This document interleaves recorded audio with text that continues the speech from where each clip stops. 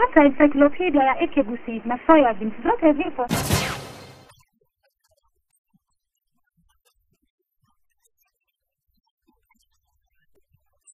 Nairobi.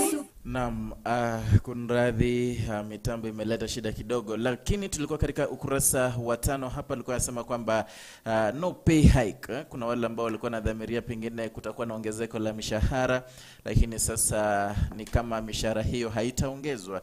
Kwa hivyo walikuwa wametoana bill ya shilingi bilioni 68, lakini hayo yote hayatawezekana, manake ukiangalia masharti ambayo IMF ilipeana kwa serikali ya Kenya kabla kukubali kuwapa mkopo wa shilingi bilioni 253, ni kwamba uangalie vyema jinsi watakata kidogo ile wage bill. Hayo yote ni katika ukurasa wa 5.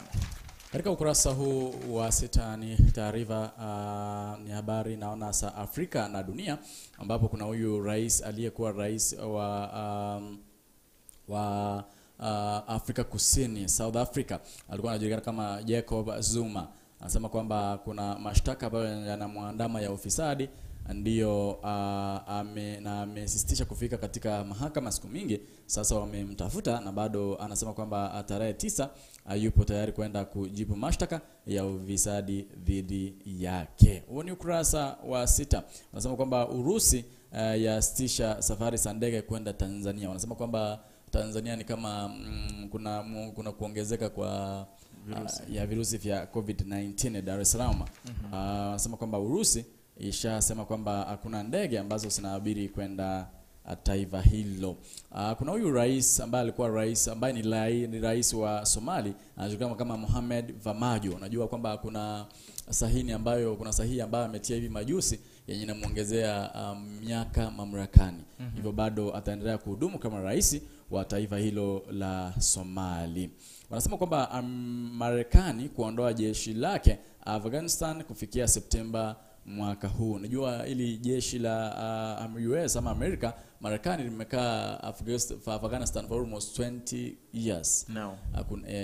Limekaa kwa almost 20 years baada ya malipuzi. Unajua ama kuna jeshi ambalo lilifahamia US na likalipua. Sasa huwa US ikatuma jeshi lake huko Afghanistan. Wamekaa kama miaka 20 sasa. Sasa watawaondoa wanajeshi hao kutoka Afghanistan mnamo kufikia Septemba mwaka huu.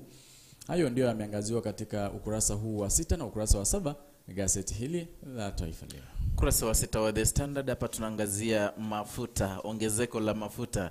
Watu wengi sana hapa nchini walikuwa najua kwamba pengine mafuta huenda yakaongezwa. Kulikuwa na hayo madhamirio kwamba pengine mafuta yangeongezwa zaidi ya zile pengine ongezeko la awali. Lakini sasa hivi tuna serikali ya Kenya inasema kwamba imejaribu kusimamisha ongezeko lolote la mafuta, pengine mafuta ya petrol na diesel. Na hayo najua ingeongezeka, basi uchumi ingekuwa mgumu zaidi. Bidhaa ingeenda juu, watu wangeishi maisha magumu, manake mafuta ndo kila kitu. Kama yamepanda ndo hivyo. Lakini hayo utayapata katika ukurasa wa 6. Ukurasa wa 7 kwa kasi sana tuangazia pia ni hayo mafuta yanaongelea, hayo tushazungumzia. Naam, ukurasa wa 8. Ukurasa wa 8 tunaangazia jinsi mitihani ya KCSE inaendelea kukamilika. Pengine wiki ni kama wanafunzi wengi watakuwa wamemaliza mitihani hiyo. Naona kwamba kuna principals ama walimu wakuu wa shule mbalimbali, walimu 7 pamoja na wasimamizi wa mitihani hiyo au supervisors wameshikwa, manake walikuwa wanafungua mitihani mapema. Unajua ni kama mitihani ni miwili. So hiyo wanafungua mapema, wanapiga picha ile mitihani itakayofanywa saa 7, kisha wanatumia wanafunzi kwa njia moja au nyingine, wanasaidia wanafunzi kuiba. Hao ni katika wajua Kisii, pia tuko represented hapo Kisii. Kuna shule hapa inaitwa Kerungoli iko katika sehemu za Kisii hapa. Kenyenya Kisii hapa, ambapo huyo alishikwa, huyo principal ama mwalimu mkuu alishikwa. Vile vile tuko na kaunti ya Mandera katika shule ya El Hagasu Mixed Secondary School, pamoja na supervisors wawili. Vile vile kuna Adaga, hii shule inaitwa Adaga Mixed Secondary School ndani ya kaunti ya Homa Bay. Hayo ni katika ukurasa wa 8, ambapo mengi by the way, raundi ni kama watu wengi hawajashikwa, manake mwaka jana tuliona kwamba kulikuwa na wanafunzi pia ambao walikuwa wanashikwa wakiiba mtihani, pengine wakiwa na hayo makaratasi gushi wanashikwa, lakini raundi ni kama wamepungua kidogo, japo hawa walimu tu na wengine wachache. Wazazi waarifiwe usafiri wa watoto wao. Unajua watoto wanakamilisha mitihani yao na bado kuna lockdown.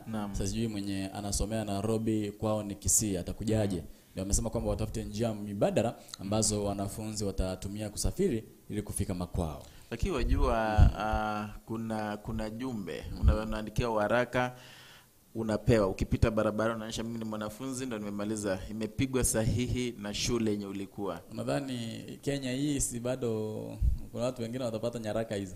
Naam, wajua kama vyuo vikuu vilifungwa abruptly. Wajua rais alisema vifungwa na vikafungwa tu. Kuna wala hakuweza kutoka kwa yale zile siku mbili zenye zilipewa na spokesman na Oguna. Lakini vyuo vikuu vingi walitoana barua ambayo imepigwa muhuri, ni official letter kuonyesha kwamba wewe ni mwanafunzi. Kwa hivyo kupita njiani inakuruhusu kwa upesi na inakuia rahisi sana kupita njiani, ingawaje kuna mambo ya lockdown ama kusitishwa kwa katikuli za kawaida. Wanasema kwamba Rais Samia Suluhu ambaye ni rais wa Jamhuri ya Tanzania anasema kwamba ametoa ishara kwamba na kusema kwamba atafanikisha demokrasia ya nchi ya Tanzania. Huo ni ukurasa wa 6, ambapo naona huku Samia Suluhu anasema kwamba atahakikisha kwamba demokrasia ya kila Mtanzania inadumishwa. Huo ni ukurasa wa 6. Bado anasema kwamba uchaguzi ujao utumiwe kulainisha siasa nchini Kenya.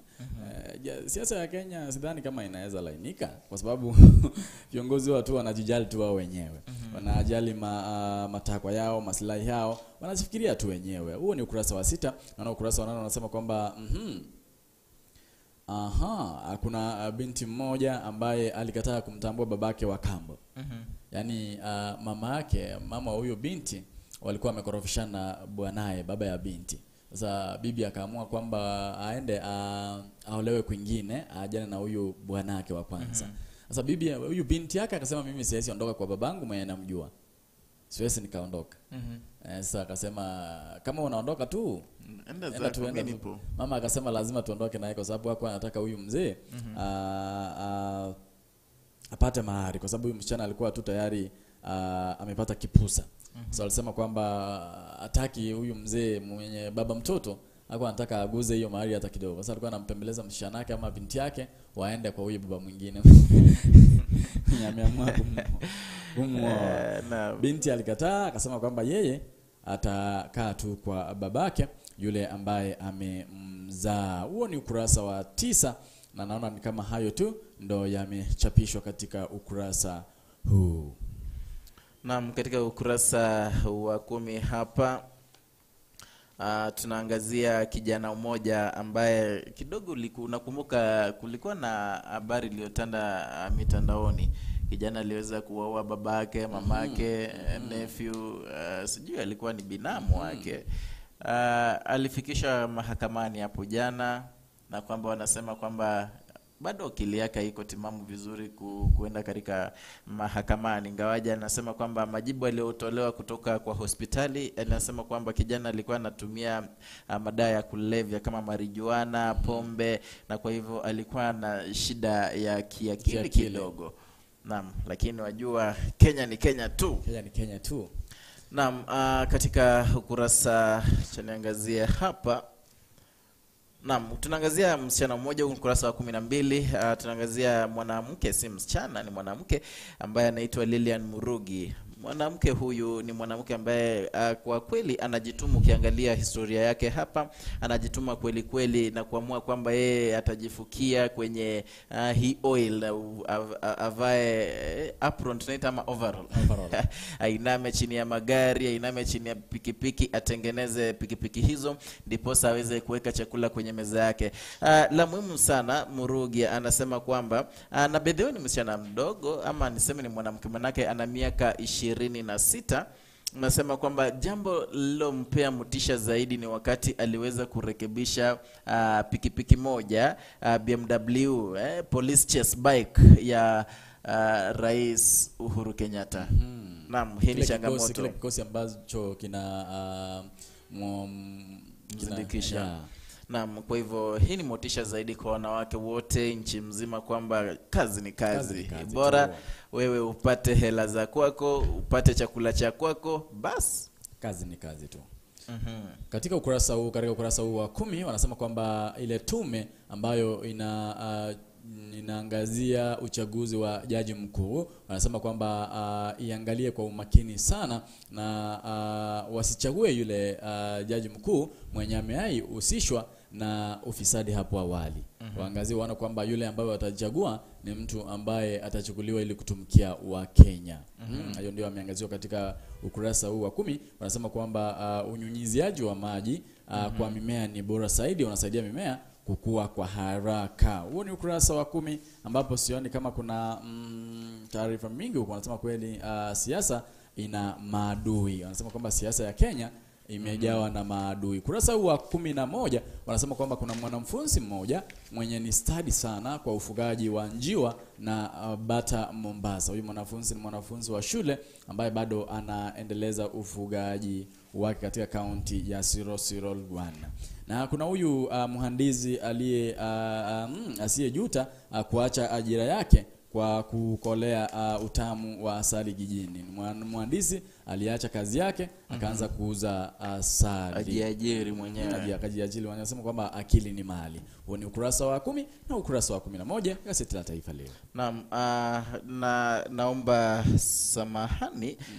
Kuna kisa hapa nilisema kwamba walimu wakuu walishikwa kutoka shule mbalimbali ambao walikuwa nafungua karatasi zile za mitihani mapema kidogo ili waweze kupiga picha watume, ambapo Mutahi Kawa ambaye ni waziri si Mutahi Kawa, anaitwa George Magoha, waziri wa elimu, alisema kwamba mitandao sasa hivi new technology imewasaidia kutrack watu wote. Na kwamba waliweza kuwatrack. Na shule ile moja ya Kisii ambayo nilisema inaitwa Kerongorori. Jina gumu. Kerongorori. Ni jina gumu hilo kweli kweli, unajua.